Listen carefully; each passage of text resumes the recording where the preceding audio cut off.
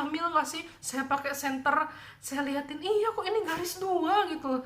Terus udah gitu saya langsung telepon ke suami, Bi garis 2 Bi, aku bilang kayak gitu. Masya Allah. Assalamualaikum warahmatullahi wabarakatuh.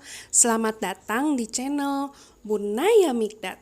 Selamat menonton ya. Tunggu dulu. Sebelum lanjutin nontonnya, jangan lupa klik tombol like dan subscribe-nya ya. Ditunggu juga komentarnya. Terima kasih. Kali ini saya akan bercerita, berbagi pengalaman. Kenapa Mikdad? Kali ini saya akan berbagi pengalaman tentang bagaimana akhirnya Allah memberi rezeki kami seorang anak yang kini diberi nama Mikdad ya. Saya sama suami itu nikah di tahun 2014 dan saya akhirnya hamil itu bisa hamil tuh di tahun 2019. Dari tahun 2014 sampai tahun 2015 sampai tahun 2019 itu saya tidak pernah sama sekali hamil dan tidak pernah sama sekali keguguran.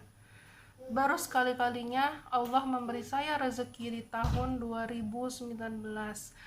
Jadi sebelum-sebelumnya tuh setiap saya tes pack, qadarullah selalu negatif.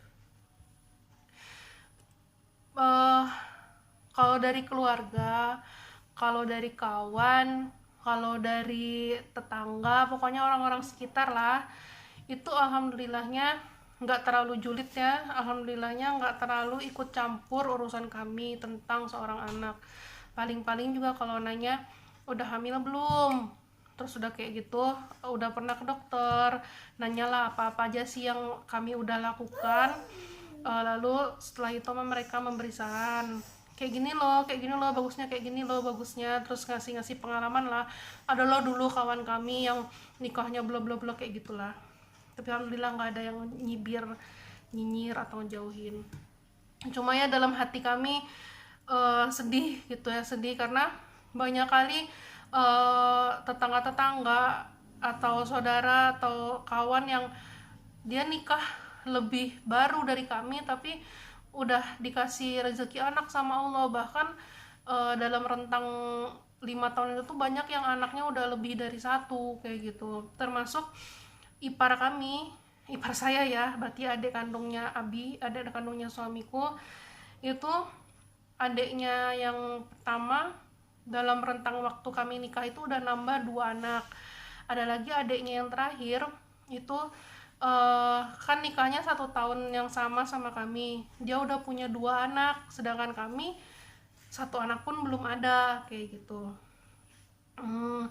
Terus ditambah uh, tetangga banyak yang hamil, uh, terus banyak undangan nikahan kayak gitu, itu bikin kami minder, bikin kami malu, yang akhirnya kalau saya pribadi membuat saya malu, membuat saya malas. Sebenarnya nggak malas sih, pingin sih lucu ngeliat dedek bayi itu, tapi malas akhirnya datang ke acara-acara mereka tuh. Walaupun malas itu ditahan ya, karena nggak enak juga kan nggak ngedatengin undangan. Cuma hati itu rasanya nggak ikhlas aja gitu untuk datang ke sana, karena pasti ditanya, kalau Linda udah hamil belum, pasti kayak gitu kan ditanyanya. Terus kembali lagi, promil apa yang udah dilakukan, gitu-gitu gitulah gitu. Bosen gitu, males ngedengernya kayak gitu. Tapi ya gimana lagi, memang pertanyaan umum sih ya kayak gitu untuk orang-orang yang belum punya anak. Kayak gitu. Kalau promil, jujur sih saya belum pernah. Dari pertama nikah sampai terakhir tuh tahun 2017 tuh pertama saya promil, tapi sebelum itu saya nggak pernah promil. Alasannya satu ya, bukannya nggak mau promil sama dokter, tapi keadaan keuangannya. Kalau kata orang barat tuh nah hadong hepeng dan kayak gitu, nggak ada duitnya. uh, Qadarullah saya sama suami bukan tipe orang yang suka berhutang, walaupun untuk anak, walaupun untuk ikhtiar mendapatkan keturunan, karena takutnya oke, kita udah ngutang berpuluh-puluh juta ya, seperti kita tahu lah yang namanya promil itu kan nggak dikit ya, biaya yang dikeluarkan. Misalnya kita udah ngutang nih berpuluh-puluh juta, alhamdulillah dapat anak, tapi tetap kita nggak bahagia karena kita harus ngebalikin uang yang kita hutangin itu gitu kan, nggak mungkin nggak dibalikin kan, jadi sama aja. Jadi akhirnya cuma promil-promil sesuai dengan kemampuan kita, kecuali pijat ya, saya nggak pernah sama sekali pijat katanya, soalnya dari segi kedokteran itu nggak boleh pijat rahim itu, kayak gitu. Nah, herbal, paling herbal, ruqyah, dan yang paling utama berdoa sama Allah Subhanahu wa Ta'ala. Lalu di tahun 2017 kami pertama kalinya memberanikan diri untuk promil sama dokter. Jadi di Pekanbaru ini ada seorang dokter yang konon katanya dapat membuat ibu-ibu yang sudah bertahun-tahun tidak hamil itu bisa hamil, bukan dihamilin dokter itu ya, tapi dengan promilnya dokter itu gitu.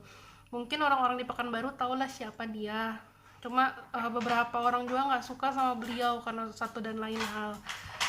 Kami datang cuma 2 kali ke beliau. Yang pertama itu kontrol biasa ya, pertama lah kayak gitu kan. Yang kedua itu datang untuk namanya itu HIS, aku lupa lah kepanjangan HIS itu apa. Pokoknya eceknya tuh sama kayak HSG, dimasukkan cairan apa gitu ke rahim untuk ngelihat ada nggak sih penyumbatan di dalam saluran tubanya. Dan datang dengan suami udah bawa hasil analisis sperma. Datanglah kami di pertemuan kedua. Bukan hal bahagia yang kami dengar, tapi hal yang tidak mengenakan bagi kami. Dokter bilang saluran tuba saya tersumbat kanan dan kiri. Itu artinya saya tidak bisa hamil dengan normal. Katanya tuh pilihannya cuma ada 2, bayi tabung atau laparoskopi untuk membuka saluran tuba yang tersumbat, baru dari situ saya bisa hamil normal katanya. Dan suami saya itu dari hasil analisis spermanya ngasih tahu kalau suami saya itu